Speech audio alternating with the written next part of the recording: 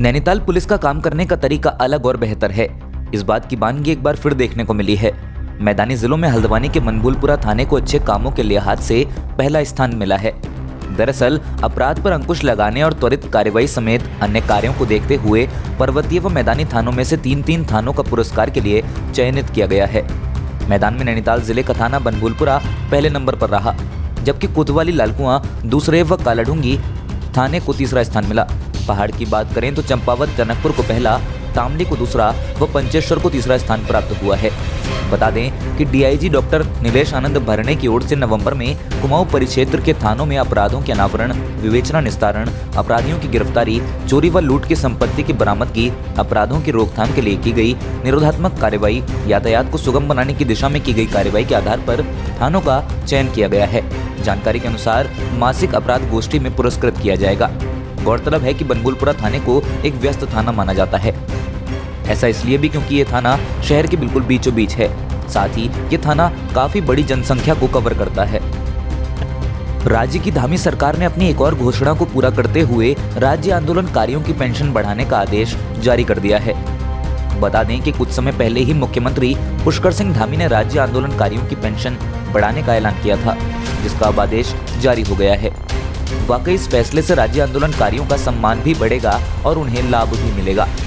आदेश अनुसार जिन राज्य आंदोलनकारियों को पहले 5,000 रुपये पेंशन मिलती थी, अब उन्हें 6,000 रुपये पेंशन मिलेगी, जबकि 3100 रुपये पेंशन पाने वाले राज्य आंदोलनकारियों को अब 4500 रुपये पेंशन मिलेगी।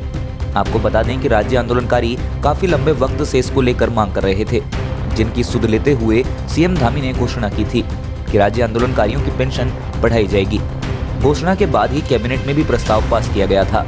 अब आधिकारिक तौर पर इसका शासनादेश जारी कर दिया गया है। उत्तराखंड सरकार ने बीते दिनों प्रदेश भर में कई आईपीएस अधिकारियों के तबादले कर दिए। इसमें कई जिलों के कप्तानों को भी बदला गया। नैनीताल को आईपीएस पंकज भट्ट के रूप में नया एसएसपी मिला है। अल्मोड़ा के कप्तान रहे पंकज भट्ट ने अब जनपद नैनीताल के वरिष्ठ पुलिस अधीक्षक का पदभार ग्रहण कर लिया है। इसके साथ उन्होंने जनपद में बेहतर पुलिस व्यवस्था, अपराध रहित वातावरण बनाए रखने हेतु अपनी प्राथमिकताओं को भी गिनाया। एसएसपी पंकज भट्ट का मानना है कि नशे की गिरफ्त से जनपद को दूर करने के लिए प्रयास करने होंगे। यातायात व्यवस्था, आपदा के बाद हुए नुकसान की भरपाई, साइबर अपराधों की रोकथाम, विधानसभा चुनावों की तैयारी हेतु काम प्रमुखता से किए जाएंगे। बता दें कि आईपीएस पंकज भट्ट से पहले नैनीताल के एसएसपी रही प्रीति प्रियदर्शनी को अब सेना नायक के तौर पर 31वीं वाहिनी पीएसी रुद्रपुर में तैनाती दी गई है। उत्तराखंड में विधानसभा चुनाव को लेकर अब सभी पार्टियां अपने प्रचार प्रसार को तेजी देने में जुट गई हैं। देश के बड़े नेता उत्तराखंड में आकर चुनावी बिगुल फूंक रहे हैं।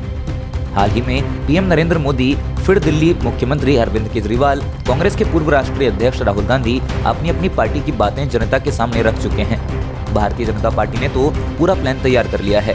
आगामी 2022 के विधानसभा चुनाव को लेकर भाजपा ने 2 चरणों में आयोजित होने वाली विजय संकल्प यात्रा की तैयारियां पूरी कर ली हैं। शनिवार को राष्ट्रीय अध्यक्ष जगत प्रकाश नड्डा तीर्थनगरी हरिद्वार से गढ़वाल मंडल की यात्रा का आगाज करेंगे, जबकि 19 दिसंबर को केंद्रीय मंत्री अनुराग ठाकुर बागेश्वर से कुमाऊं मंडल की विजय संकल्प यात्रा का शुभारंभ करेंगे।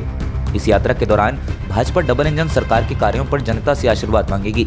पूरे प्रदेश में संकल्प यात्रा 4500 किलोमीटर की दूरी तय करेगी। बता दें कि प्रधानमंत्री मोदी भी जल्द ही हल्द्वानी में रैली करने वाले हैं। हालांकि पहले ये रैली 24 दिसंबर को होनी थी। अब स्थगित होने के बाद इसकी तिथि तय नहीं की गई है। रिपोर्ट के अनुसार रैली 30 दिसंबर को हो सकती है। United forum of bank unions UFBU के आह्वान पर बैंकों की 2 दिवसीय हड़ताल से प्रदेश भर में करीब 4000 करोड़ का कारोबार प्रभावित हुआ है। बता दें कि भारत सरकार ने सरकारी बैंकों के निजीकरण को लेकर कसरत तेज करने के बाद से ही कर्मियों में चिंता बढ़ गई थी।